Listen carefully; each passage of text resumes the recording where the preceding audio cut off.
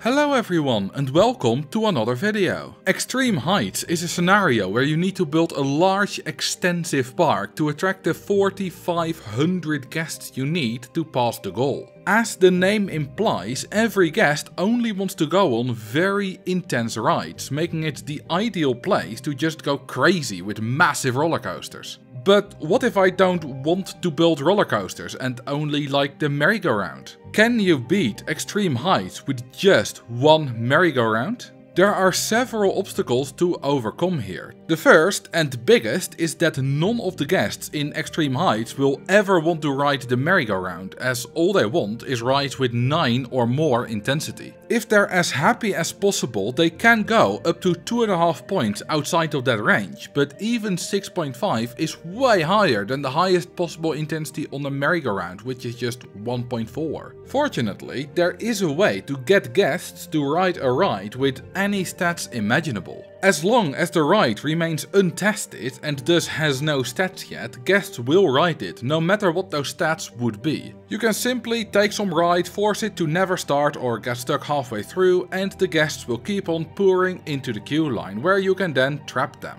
Unfortunately, you cannot do this with the merry-go-round. As with all untracked rides, as soon as you open it, the stats get calculated, and once that happens, no one here will want to ride it. Before we try another method to get the guests to go on this damn horse tornado, you might ask the question, why does it matter that no one wants to ride it? Didn't you get up to 3,700 guests without the guests ever riding a single ride in your previous video? I indeed did, but let's see what happens if we remove the rides. Without them, we can't even reach 10% of that, which is because while those guests didn't get to ride a ride, there was still a ride in the park that they wanted to ride, and that is what kept them around. So we do really need to find a way to get guests to ride this crappy round spinny thing. The solution lies in heaven, or rather the thing that falls from the heavens, rain.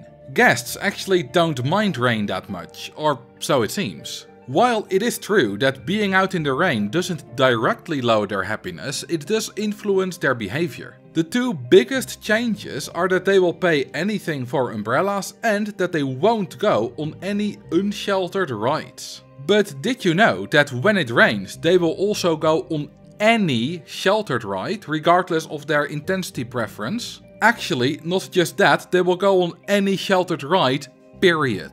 If you build your People Pulverizer 9000 underground and wait until it rains, they will ride it. They don't care about dying, as anything is better than being out in the rain. The merry-go-round is a sheltered ride, so we don't even need to build it underground for the guests to ride it when it rains. We have now found a way to get the guests to ride this thing, but the climate in Extreme Heights is hot and dry, so it barely rains. And as soon as it stops raining, the guests won't be interested anymore and leave the park. How do we prevent guests from leaving once they've ridden the merry-go-round? The answer is a maze trap, or rather a merry-go-round trap in this case. Once guests have ridden at least one ride, they are far less likely to want to leave, and if you provide them with easy access to food, then most won't ever want to leave at all. So all we need to do is build a single piece of path with a burger stall on it next to the exit of the merry-go-round. In the original maze trap video 2 months ago, I also saw drinks and gave them a toilet, but that's not necessary. All they need is a good old hamburger and some very sturdy pants to do their business in. Now we can start our run, and the very first thing we need to do is remove Flaming Fury and the 2 stalls that we start with. Then we need to use some no entry signs to usher the guests back to the park entrance. One issue is that we don't have the merry-go-round researched yet, and it's going to take a few months to get it. The reason this is a problem is that in addition to needing 4,500 guests, you can also never let your park rating drop below 700 for more than 4 weeks in a row. And currently it's way below that because we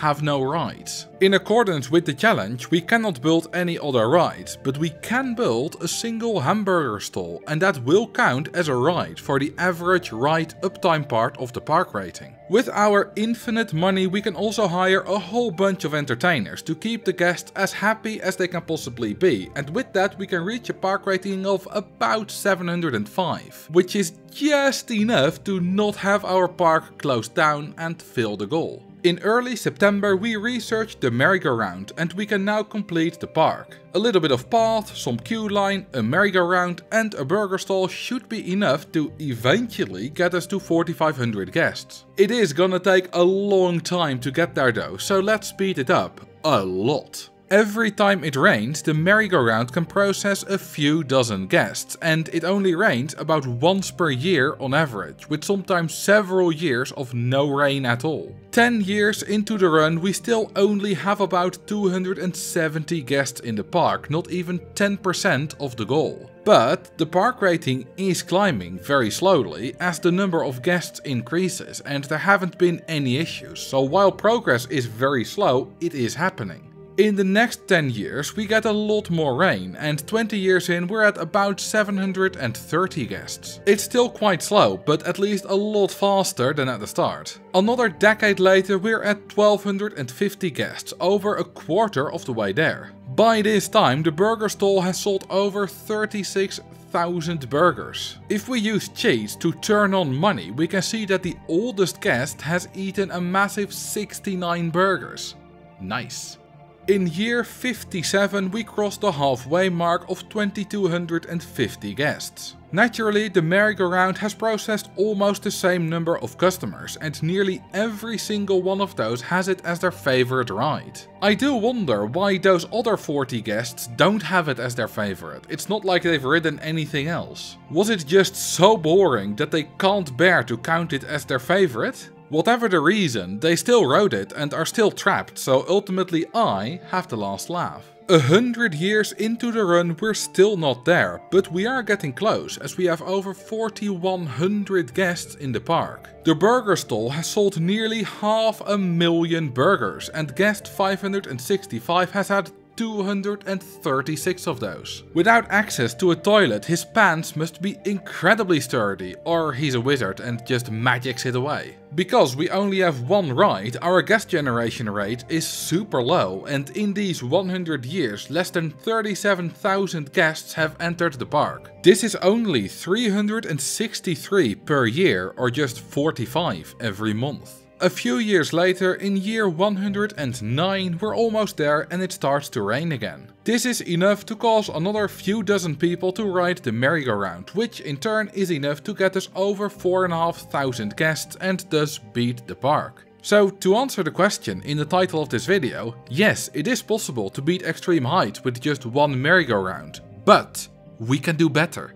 This setup is a total of 24 tiles, but there is some useless extra path there and the merry-go-round is quite big at 9 tiles, so we can definitely go smaller. The smallest ride in the game is the 1-tile death maze, which would work here, but unfortunately you don't get the maze in Extreme Heights. The best we can do is this 3-tile reverse inclined looping coaster. With 2 path tiles, an exit and entrance building and a burger stall, this is a total of just 8 tiles. Because there is no queue line for guests to be stored while it rains, it's gonna take a much longer time to beat the scenario with this setup, but it will eventually get you enough guests. We can still go smaller though, as that second path tile is a complete waste of space. What if we built the exit building on the other side and put the burger stall in front of it? Guests will be dumped into the burger bar and can just walk back onto the only path tile. Sure, they technically aren't trapped right now, but that makes no difference. Guests only leave the park when they explicitly want to do so, and if they didn't want to leave while they were trapped, they will not leave in this setup either. There is still the issue of actually getting guests to walk back onto the path. If we force some rain and run the game, a lot of guests walk the wrong way and get lost in the desert forever. Seriously, I let it run for a few years and the guests ended up everywhere. A fence would solve this, but stalls occupy a full tile and you can't place walls on that same tile. Raising the land next to it also forces them to walk the other way, but just like placing the fence on that tile, it ruins the 7-tile setup that we have going on here by using an 8th tile. After contemplating this for a while, I finally came up with a solution, and that is lowering the far side of that tile by 1 unit. This allows guests to walk back onto the path but not walk the other way. With the setup done, we can do the run, and very quickly the coaster breaks down and can't be fixed, as mechanics cannot reach the exit. No problem, we'll just need to manually delete and rebuild it every time it breaks down. This is way too much effort, so I'll use the disable breakdowns cheat for this run, but just know that a legitimate run would not allow you to just speed it up and have it run in the background like I'm doing here. Even though it takes little effort, it does take a massive amount of time. In year 200, nearly twice the length of the entire merry-go-round run, we're still only about 30% of the way to the goal. Not only do we not have a queue line to store guests, but all the guests that have already ridden the ride can access it again, which is a much bigger problem. The more guests there are in the park, the lower the chance that a guest that hasn't ridden it yet will get to do so, which results in a slower and slower rate of increase of the guest count. Or rather, that's what I thought would happen, but in year 400 we have more than double the guest count of what we had in year 200. I'm not sure why, but it seems that extremely few guests are getting on the coaster a second time. It will still take a very long time, but luckily not thousands of years. We continue gaining guests at the same pace, and in October year 597 it starts to rain one final time. In these nearly 600 years we have had 223,000 guests come into the park and sold over 3.1 million burgers. We can't check how many of these the oldest guest has had, as the counter has overflowed many times, but if he ate them at the same rate as in the previous park, it's over 1,000. A little bit later we beat extreme heights using just 7 tiles, which I am convinced is the minimum possible. And that's another scenario optimized to hell. To see how fast you can pay back the loan in Alton Towers, click right here. Thank you all for watching, and I will see you in the next video.